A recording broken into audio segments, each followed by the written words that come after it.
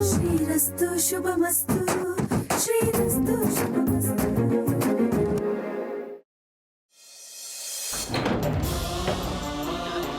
ಈಗ ಮದನ್ ಅವ್ರ ಜೊತೆ ಮದ್ವೆನ ಬೇಡ, ಏನೋ ಬೇಡ.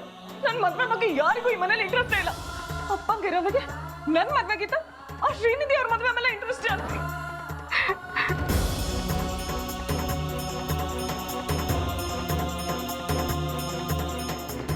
ಶ್ರೀನಿಧಿ ಅವರು ಅವ್ರ ಆಫೀಸ್ ಸ್ಟಾಫ್ ಮಗಳನ್ನಾದ್ರೂ ಮದ್ವೆ ಆಗ್ಲಿ, ರೋಡಲ್ಲಿ ಹೋಗೋಳಿಗಾದ್ರೂ ಮದ್ವೆ ಆಗ್ಲಿ. ಆದ್ರೆ ನನಗೇನು ಈ ರವಿ ಆ ಜಾನಕಿಗೆ ಜಾನು ಅಕ್ಕ ಅಂತ ಕರೀತಿದ್ದಾನೆ. ನಾನ್ ಕೊಟ್ಟಿದ್ ಬಟ್ಟೆ ಬೇಡಂತೆ, ಅವ್ಳು ಕೊಟ್ಟಿದ್ ಬಟ್ಟೆನ ಕೈ ಚಾಚಿ ತಗೊಂತಾನೆ. ಸಂಬಂಧನೇ ಇಲ್ದೇ ಇರೋನಿಗೆ ಭಾವ ಅಂತಾನೆ. ನನಗೆ ಈ ಮನೇಲಿ ಬಲೆನೇ ಇಲ್ಲ.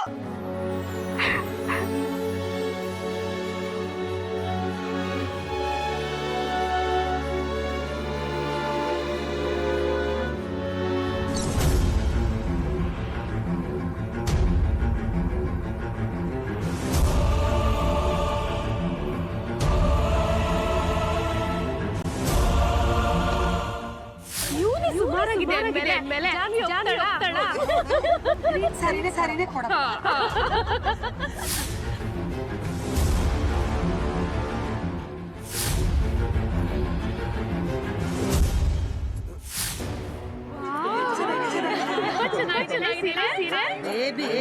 ಒಂದೇ ಕಲರ್ ಜಾರಿ.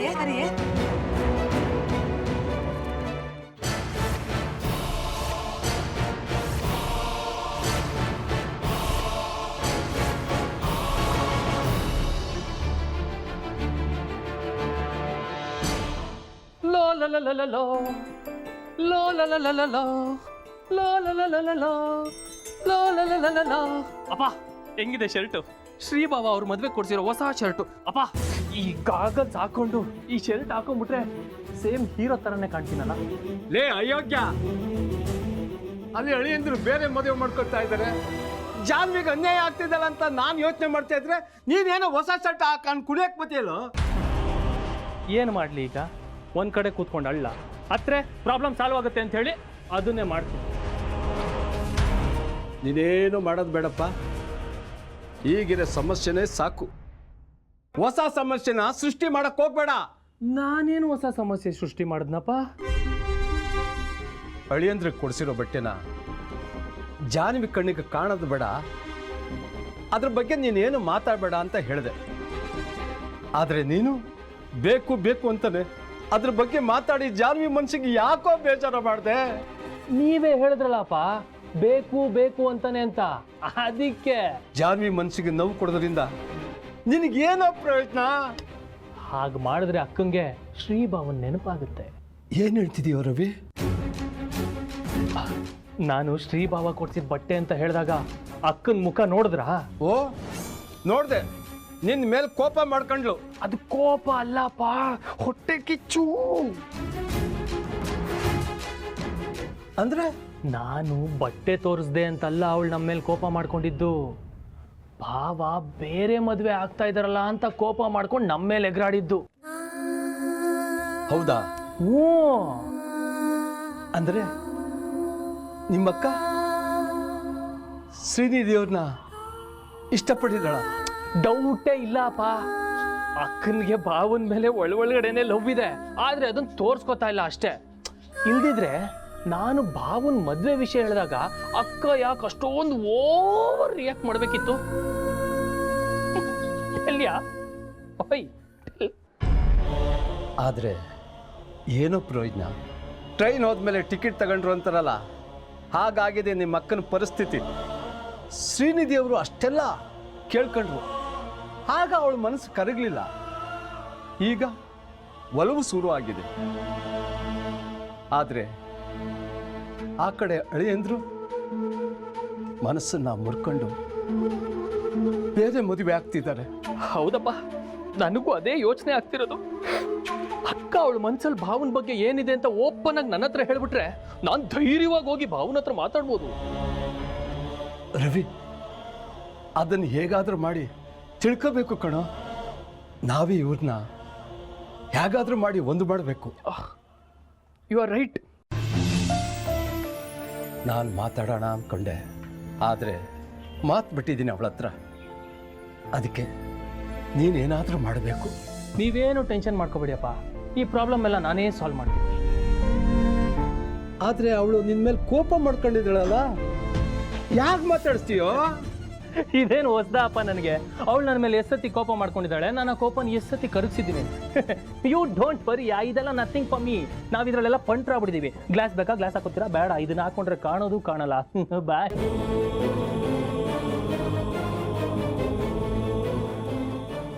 ಡಿಲಕ್ಸ್ ಮಾಡಲ್ ಓಕೆ, ಆ 4 ವೀಲ್ ಡ್ರೈವ್ ಬೇಡ, SP ಮಾಡಲ್ ಆಗುತ್ತೆ. ಒಂದು ಕೆಲಸ ಮಾಡಿ, ನಿಮ್ಮ ಬ್ರೋಷರ್ ನನ್ನ ಮೇಲ್ ಮಾಡಿ ಸಂಜೆ ಪ್ರೈಸ್ ಲಿಸ್ಟು ಕಳಿಸ್ಕೊಡಿ. ಯಾವುದು ಅಂತ ಒಂದು ಡಿಸೈಡ್ ಮಾಡಿ ನಾನು ಶೋರೂಮ್ಗೆ ಹೋಗಿ ಬುಕ್ ಮಾಡ್ತೀನಿ. ಓಕೆ? ಏನು ಬುಕ್ ಮಾಡ್ತಾ ಇದ್ದೀರಿ? ಹೊಸ ಕಾರ್ ಬುಕ್ ಮಾಡ್ತಾ ಇದ್ದೀನಿ ಗಿಫ್ಟ್ ಕೊಡೋದಕ್ಕೆ. ಓಹೋ, ಹೊಸ ಹೆಂಡತಿಗೆ ಹೊಸ ಕಾರು, ಹೊಸ ಬಂಗ್ಲೆನ ತೊಗೊಂಬಿಡಿಪ್ಪ, ಡೂಪ್ಲೆಕ್ಸು. ಮೇಲೆ ನಾವಿರ್ತೀವಿ, ನೀವು ಹೊತ್ತದ್ದು ಕಷ್ಟ ಅಲ್ವಾ? ಜಾನ್ವಿಗಲ್ಲ ಗಿಫ್ಟು, ಮತ್ತೆ ಯಾರಿಗೆ? ಶ್ರೀನಿಧಿಗೆ. ಶ್ರೀನಿಧಿಗೆ ಕಾರ್ ಗಿಫ್ಟ್ ಮಾಡ್ತೀರಾ? ಏನು ಹೇಳ್ತಾ ಇದ್ದೀರಿ ನೀವು? ಅದ್ಯಾಕಯ್ಯ ಬಾಯಿ ಬಿಡ್ಕೊಂಡು ನೋಡ್ತಾ ಇದೆಯಾ? ನಾನು ಶ್ರೀನಿಧಿಗೆ ಕಾರ್ ಗಿಫ್ಟ್ ಕೊಡಬಾರ್ದಾ? ಕಾರ್ ಅಲ್ದಿದ್ರೆ ಬುಲ್ಡೋಜರೇ ಕೊಡಿ, ಯಾರು ಬೇಡ ಅಂತಾರೆ? ಸ್ವಲ್ಪ ದಿನದ ಹಿಂದೆ ಶ್ರೀನಿಧಿಗೆ ಸುಪಾರಿ ಕೊಡೋ ರೇಂಜಲ್ಲಿ ಮಾತಾಡ್ತಿದ್ವಿ, ಈಗ ಕಾರ್ ಗಿಫ್ಟ್ ಕೊಡ್ತಿದ್ದೀರಾ ಅಂದರೆ? ಶ್ರೀನಿಧಿ ಜಾನ್ವಿನ ನನಗೆ ಗಿಫ್ಟ್ ಆಗಿ ಬಿಟ್ಕೊಟ್ಟು ಬೇರೆ ಮದುವೆ ಆಗ್ತಾ ಇದ್ದಾನೆ. ಅದಕ್ಕೆ ಅವನಿಗೇನಾದರೂ ಗಿಫ್ಟ್ ಕೊಡೋಣ ಅಂತ ಅನ್ನಿಸ್ತು. ನಾನು ಜಾನುನ ಮದುವೆ ಆಗ್ತಿರೋ ದಿನವೇ ಅವನು ಅವ್ರ ಸ್ಟಾಫ್ ಮಗಳನ್ನ ಮದುವೆ ಆಗ್ತಾ ಇದ್ದಾನೆ. ಅದಕ್ಕೆ ಅವನಿಗೆ ಕಾರ್ನ ಗಿಫ್ಟ್ ಆಗಿ ಕೊಡ್ತಾ ಇದ್ದೀನಿ. ನಿಮ್ಮನ್ನು ಅರ್ಥ ಮಾಡ್ಕೊಳ್ಳೋದು ಕಷ್ಟಪ್ಪ. ಎಲ್ಲರೂ ರಿಟೈರ್ಡ್ ಆಗೋ ವಯಸ್ಸಲ್ಲಿ ನೀವು ಮದುವೆ ಆಗಿ ಹೊರಟಿದ್ದೀರಿ. ಶ್ರೀನಿಧಿ ಹೆಸರು ಕೇಳಿದ್ರೆ ಮೈ ಪರ್ಚ್ಕೊತಿದ್ದು ನೀವು ಈಗ ಶ್ರೀನಿಧಿಗೆ ಕಾರ್ ಗಿಫ್ಟ್ ಕೊಡೋಕೆ ಹೊರಟಿದ್ದೀರಿ. ಏನಿದು ನಿಮ್ಮ ಅರಳು ಮರಳು ಲೀಲೆಗಳು? ಚಳಿ ಆದರೆ ಸ್ವೆಟ್ರ್ ಹಾಕೋತೀವಿ, ಸೆಕೆ ಆದರೆ AC ಹಾಕೋತೀವಿ. ಹಾಗೆ ಇದು. ಇಷ್ಟು ದಿನ ಶ್ರೀನಿಧಿ ನನ್ನ ಜಾನು ಮಧ್ಯೆ ಗೋಡೆ ಥರ ಇದ್ದ. ಅವನ್ನ ಕೆಡಬೇಕು ಅಂತ ನಾನು ಪ್ರಯತ್ನ ಪಡ್ತಾ ಇದ್ದೆ. ಆದರೆ ಈಗ ಅವನೇ ದೂರ ಹೋಗ್ತಾ ಇದ್ದಾನೆ. ಇನ್ಮೇಲೆ ನೋ ದುಶ್ಮನಿ. ಶ್ರೀನಿಧಿ ಬೇರೆ ಮದುವೆ ಆಗ್ತಾನೆ ಅನ್ನೋದನ್ನ ನಂಬಿಟ್ಟಿದ್ದೀರಾ? ಇದು ಪ್ಲಾನೇ ಇರ್ಬೋದು, ಯಾರಿಗೆ ಗೊತ್ತು?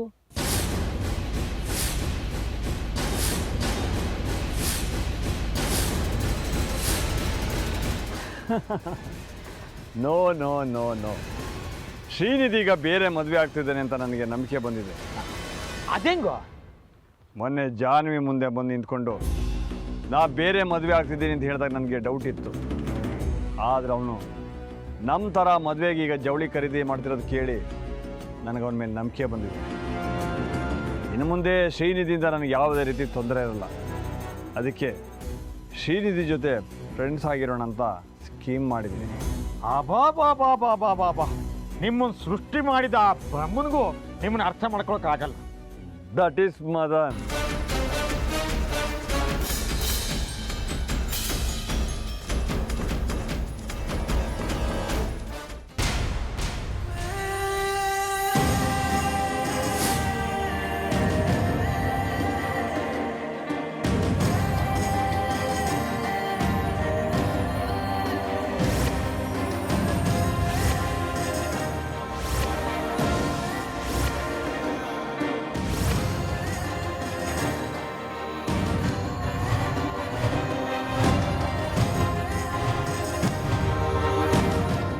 ಬೇಡ ಬೇಡ ಅಂದರು ಆ ಶ್ರೀನಿಧಿಯವರು ನೆನಪಾಗ್ತಿದಾರಲ್ಲ.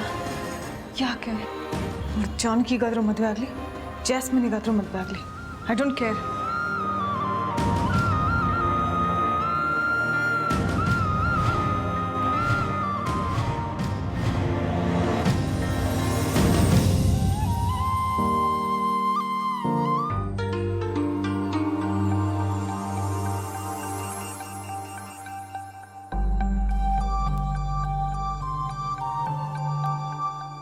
ನನ್ನ ಮೇಲೆ ಕೋಪನಾ? ಕ್ಷಮಿಸಲ್ವೇನೆ ನನ್ನ? ಚಿಕ್ಕವನಿದ್ದಾಗಿಂದನೂ ಅಮ್ಮನಿಗಿಂತ ಹೆಚ್ಚಾಗಿ ನಿನ್ನೆ ಹಚ್ಕೊಂಡಿದ್ದೀನಿ ಕಣೆ. ನಂಗೆ ಸ್ವಲ್ಪ ದಿನ ಆದರೆ ಮದುವೆ ಆ ಗಂಡನ ಮನೆಗೆ ಹೋಗ್ತೀಯ, ನನ್ನ ಮಾತಾಡಿಸ್ದೆ ಹೋಗ್ತೀಯನೆ. ಮತ್ತೆ ಮಾತಿದ್ರೆ ಶ್ರೀಭಾವ ಜಾನಕಿ ಅಕ್ಕ ಅಂತ ಮಾತಾಡ್ತೀಯ? ನನಗೆ ಕೋಪ ಬರಲ್ವಾ? ಸಾರಿ ಕಣೆ, ಇನ್ನೊಂದು ಸತಿ ಆಗಿ ಹೇಳಲ್ಲ. ಬೇಕಾದ್ರೆ ನಿನ್ನ ಕಾಲಿಗೆ ಬೀಳಲ್ಲ. ಏನು ಬೇಕಾಗಿಲ್ಲ, ಅವ್ರ ಹೆಸರು ಎತ್ಬೇಡ ಅಷ್ಟೇ. ಸರಿ, ಆ್ಯಕ್ಚುಲಿ ನಾನು ಮಾತಾಡೋಕ್ಕೆ ಬಂದಿದ್ದು ಬೇರೆನೇ ವಿಷಯ ಕಣೆ. ಏನು?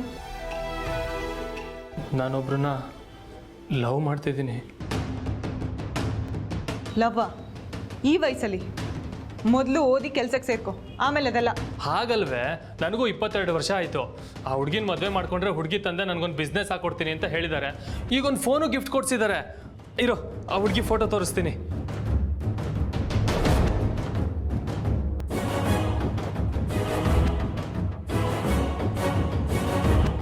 ಏನೋ ಇದು? ಹುಡುಗಿ ಅಂತಿದೀಯಾ? ಇವ್ರು ನಿನ್ಕಿಂತ ದೊಡ್ಡವ್ರ ಥರ ಕಾಣಿಸ್ತಿದ್ದಾರೆ. ನಿನಗೇನು ತಲೆ ಕೆಟ್ಟಿದ್ಯಾ ಇವ್ರನ್ನ ಲವ್ ಮಾಡಕ್ಕೆ? ನಿನ್ನ ವಯಸ್ಸೇನು, ಇವ್ರ ವಯಸ್ಸೇನು? ಒಂದು ಸ್ವಲ್ಪ ದೊಡ್ಡವರೇ ನಿಜ, ಆದರೆ ಮದನ್ ಅವರಷ್ಟೇನು ವಯಸ್ಸಾಗಿಲ್ಲ ಬಿಡು.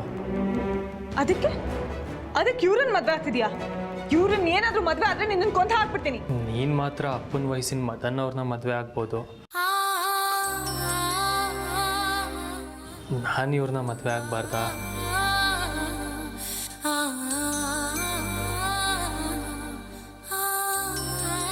ಹೇಳೆ ಅಕ್ಕ, ನೀನು ಮದನ್ ಅವ್ರನ್ನ ಮದುವೆ ಆಗ್ತಿರೋದ್ರಿಂದ ನಮಗೆ ನೋವಾಗಲ್ವಾ? ನಾನು ಅವ್ರನ್ನ ಭಾವ ಅಂತ ಹೇಗೆ ಇಂಟ್ರೊಡ್ಯೂಸ್ ಮಾಡಿಸ್ಲಿ ನನ್ನ ಫ್ರೆಂಡ್ಸ್ಗೆ? ನನ್ನ ಬಿಡು, ನೀನು ಅವ್ರ ಜೊತೆ ಹೋಗ್ತಾ ಇದ್ರೆ ಎಲ್ಲ ದೊಡ್ಡಪ್ಪನ ಅಪ್ಪನ ಅಂತ ಕೇಳ್ತಾರೆ. ಅರ್ಥ ಮಾಡ್ಕೋ ಅಕ್ಕ, ಪ್ಲೀಸ್ ನನ್ನ ಮಾತು ಕೇಳೆ. ಶ್ರೀ ಅವರು ಏಜಲ್ಲಿ, ಬುದ್ಧಿಲಿ, ಲುಕ್ಕಲ್ಲಿ, ಸ್ವಭಾವದಲ್ಲಿ ಎಲ್ಲದರಲ್ಲೂ ನಿನಗೆ ಸೂಟಬಲ್ ಆಗ್ತಾರೆ ಕಣೆ.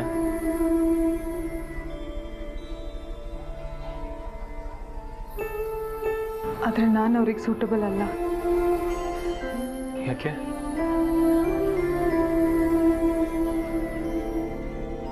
ಯಾಕೆ? ಶ್ರೀನಿಧಿ ಅವರು ಅನ್ನಪೂರ್ಣ ಫುಡ್ ಪ್ರಾಡಕ್ಟ್ಸ್ ಕಂಪ್ನಿಯಲ್ಲಿ ಒಬ್ಬ ಅಕೌಂಟೆಂಟ್ ಅಂದ್ಕೊಂಡಿದ್ದೆ. ಆ ಕಂಪ್ನಿ MD ಅಂತ ನನಗೆ ಇವತ್ತು ಗೊತ್ತಾಯ್ತು. ಅದಕ್ಕೆ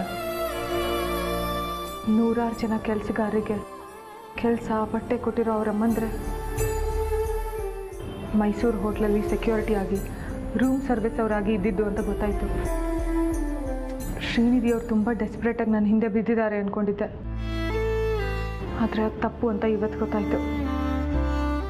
ಶ್ರೀನಿಧಿ ಅವರಿಗಿರೋ ಪೊಸಿಷನಿಗೆ, ಸ್ಟೇಟಸ್ಸಿಗೆ ಯಾವ ಥರ ದೊಡ್ಡ ಮನೆ ಹುಡುಗಿನೇ ಮದುವೆ ಆಗಬಹುದು, ಆದರೆ ಅವರು ನನ್ನನ್ನು ಇಷ್ಟಪಡ್ತಾ ಇದ್ದಾರೆ, ನನ್ನನ್ನು ಪ್ರೀತಿ ಮಾಡಿದ್ರು. ಆದರೆ ನಾನು ಅವ್ರ ಪ್ರೀತಿನ ಅರ್ಥನೇ ಮಾಡ್ಕೊಳ್ಳಿಲ್ಲ. ಶ್ರೀನಿಧಿಗೆ, ಅವ್ರ ತಾಯಂದ್ರಿಗೆ ನಾನು ತುಂಬ ಅವಮಾನ ಮಾಡಿಬಿಟ್ಟಿದ್ದೀನಿ ರವಿ. ಅದ್ರ ಬಗ್ಗೆ ನೀನು ಏನು ಯೋಚನೆ ಮಾಡಬೇಡ್ವೆ, ಅದನ್ನೆಲ್ಲ ನಾನು ಸರಿ ಮಾಡ್ತೀನಿ. ಶ್ರೀನಿಧಿ ಅವರು ಓಕೆ ಅಂತ ನೀನು ಒಂದೇ ಒಂದು ಸತಿ ಹೇಳು ಸಾಕು.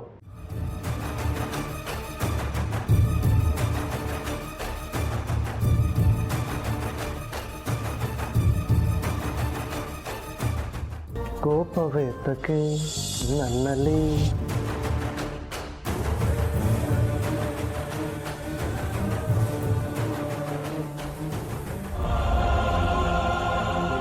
ಹೇಗೂ ಆಚೆ ಹೋಗ್ತಿದ್ದೀರಲ್ಲ, ಬರ್ತಾ ಸ್ವಲ್ಪ ವಿಷ ತಂದು ಕೊಟ್ಬಿಡಿ.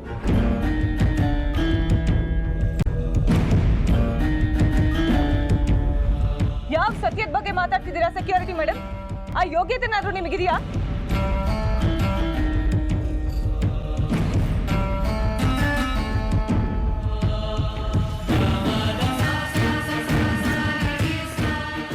ಹ್ಞೂ ಅನ್ನೆ ಅಕ್ಕ, ಈಗಲೇ ಶ್ರೀನಿಧಿ ಅವ್ರನ್ನ ನಾನು ಕರ್ಕೊಂಡ್ಬರ್ತೀನಿ.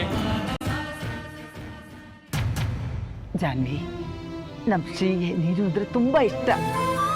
ನಿಮ್ಮ ಮಗನಿಗೆ ಇಷ್ಟವಾದ ಹುಡುಗಿರ್ನೆಲ್ಲ ಹೀಗೆ ಹೋಟ್ಲಿಗೆ ಕರ್ಕೊಂಡು ಬಂದು ನಿಮ್ಮ ಮಗನಿಗೆ ಅಡ್ಜಸ್ಟ್ ಮಾಡ್ಕೊಡ್ತೀರಾ? ಜಾನ್ವಿ, ಇನ್ನೊಂದು ಮೋಸ ತಪ್ಪಾಗಾಡಿದ್ರು ನಾನು ಸುಮ್ಮನೆ ಇರೋದಿಲ್ಲ.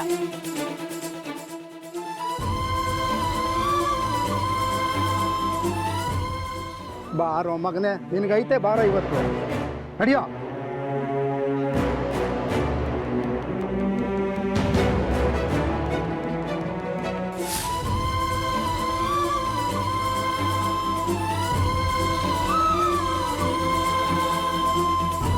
ಅದು ಸಾಧ್ಯ ಇಲ್ಲ ರವಿ.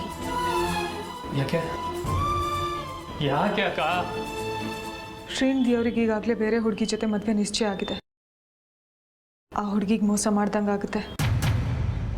ಎಲ್ಲ ಸೇರಿ ಏನಾದರೂ ಮಾತಾಡಿದ್ರೆ ಆಯ್ತು ಕಣೆ. ನಾನು ಮದನ್ ಅವ್ರಿಗೆ ಮದುವೆ ಆಗ್ತೀನಿ ಅಂತ ಮಾತು ಕೊಟ್ಟಿದ್ದೀನಿ. ಕೊನೆ ಮೂಮೆಂಟಲ್ಲಿ ಕ್ಯಾನ್ಸಲ್ ಮಾಡಿದ್ರೆ ಅವ್ರಿಗೆ ಅವಮಾನ ಮಾಡ್ದಾಗುತ್ತೆ. ಇದು ಆಗದೆ ಇರೋ ಮಾತು ರವಿ.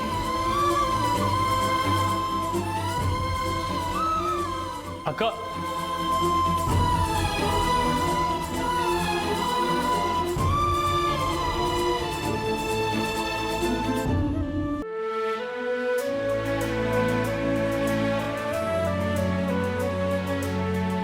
ನನಗೆ ಶ್ರೀನಿಧಿ ಅವ್ರು ತುಂಬ ಇಷ್ಟ.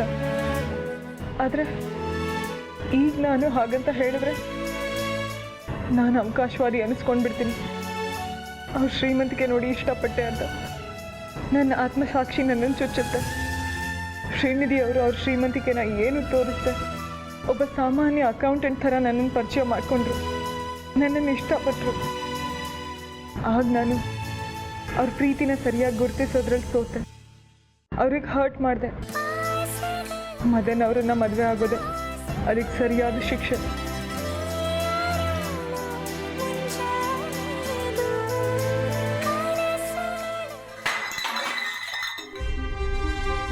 ಎಷ್ಟು ಸಲ ಹೇಳಿ ನಿನ್ಗೆ ನನಗೆ ಊಟ ಬೇಡ.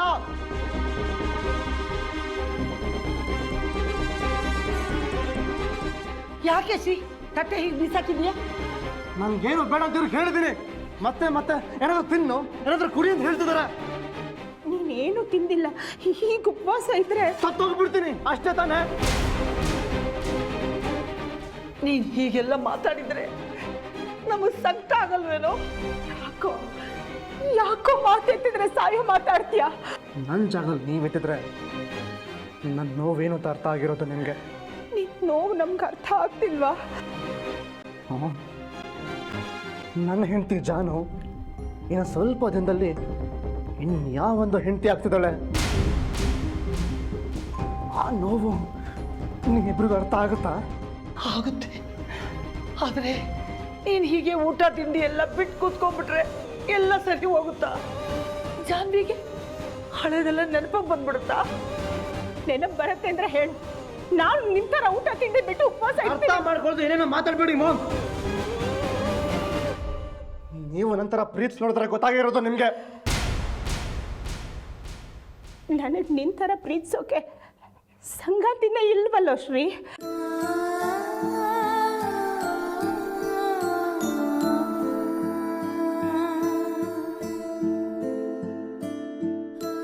ನೀನ್ ಜಾನ್ವಿನ್ ಎಷ್ಟು ಪ್ರೀತಿಸ್ತೀಯೋ ನಾವು ನಿನ್ನನ್ನು ಅಷ್ಟೇ ಪ್ರೀತಿಸ್ತೇವೆ ಕಣೋ. ಅರ್ಥ ಮಾಡ್ಕೊಳ್ಳೋ. ಪ್ರೀತಿಸ್ಬೇಕು, ಆದ್ರೆ ಇನ್ನೊಬ್ಬರಿಗೆ ಪ್ರಾಣ ಕೊಡೋಷ್ಟು ಅಲ್ಲ ಕಣೋ.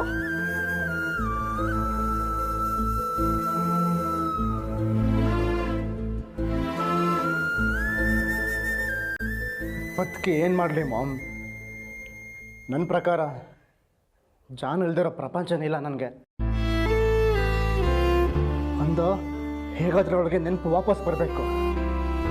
ಇಲ್ಲ ಅವಳ ಮನಸ್ಸಲ್ಲಿ ನನ್ನ ಬಗ್ಗೆ ಪ್ರೀತಿ ಇರೋದು ನಿಜನಾಗಿದ್ರೆ ಅದು ಆಚೆ ಬರಲಿ ಅಂತ ಸುಧಾವ್ರ ಮಗಳನ್ನ ಮದುವೆ ಆಗ್ತಿದ್ದೀನಿ ಅಂತ ನಾಟಕ ಮಾಡ್ದ. ಸುಖವ ಬಯಸುವ ಹಿಂಸೆಯ ನಾ ಭವಿಸಿ ಭವಿಸಿ ಹುಣ್ಣಾದೆನು. ಶಾಯಿ ಮುಟ್ಟದ ಕವಿತೆನ ನಾ ವಿಷವ ಮೆತ್ತ ಹಣ್ಣಾದೆನು. ನಿನ್ನೆರಳದ್ದಿ ಭೂಮಿ ಹೊತ್ತಿ ನೀಡಿದೆ ಹಾಗಾದರೂ ಅವಳ ಮನಸ್ಸಲ್ಲಿ ನನ್ನ ಬಗ್ಗೆ ಇನ್ಸೆಕ್ಯೂರಿಟಿ ಹುಟ್ಟಬಹುದು, ನನ್ನ ಕಡೆ ಬರ್ಬೋದು ಅಂತ ಅನ್ಕೊಂಡೆ. ಆದರೆ ನಾನು ಅಂದ್ಕೊಂಡಿದ್ದು ಒಂದು ನಿಜ ಆಗ್ಲಿಲ್ವಲ್ಲ.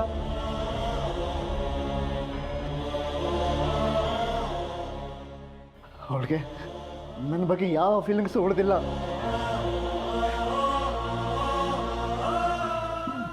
ನನ್ನನ್ನು ಪೂರ್ತಿಯಾಗಿ ಮರೆತುಬಿಟ್ಟು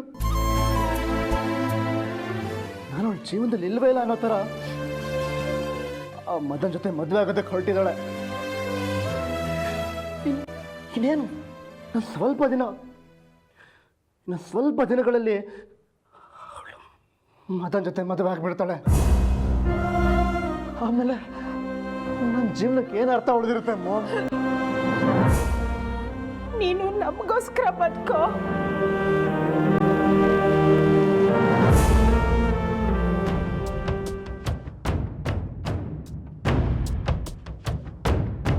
ನೀವು ಬರೀ ನಿಮ್ಮ ಸ್ವಾರ್ಥನ ನೋಡ್ಕೊತಿದ್ರ ಲಲಿತಾ ಮೋಹನ್. ನನ್ನ ಫೀಲಿಂಗ್ಸ್ ನಿಮ್ಗೆ ಅರ್ಥನೇ ಆಗ್ತಿಲ್ವಾ?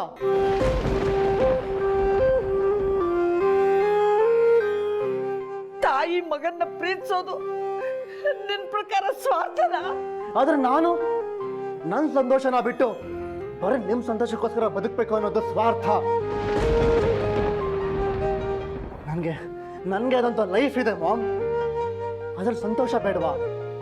ನಾನು ಯಾವಾಗಲೂ ಬರೀ ನಿಮ್ಮ ಸಂತೋಷಕ್ಕೋಸ್ಕರ ಬದುಕಬೇಕಾ? ಕೈ ಬರಹ ಕಲಿಸೋನು ಹಣೆ ಬರಹ ತಿದ್ದಲ್ಲ, ಎದೆ ಬರಹ ಬರೆದೋಳು ವಿಧಿ ಬರಹ ಅಳಿಸಲ್ಲ.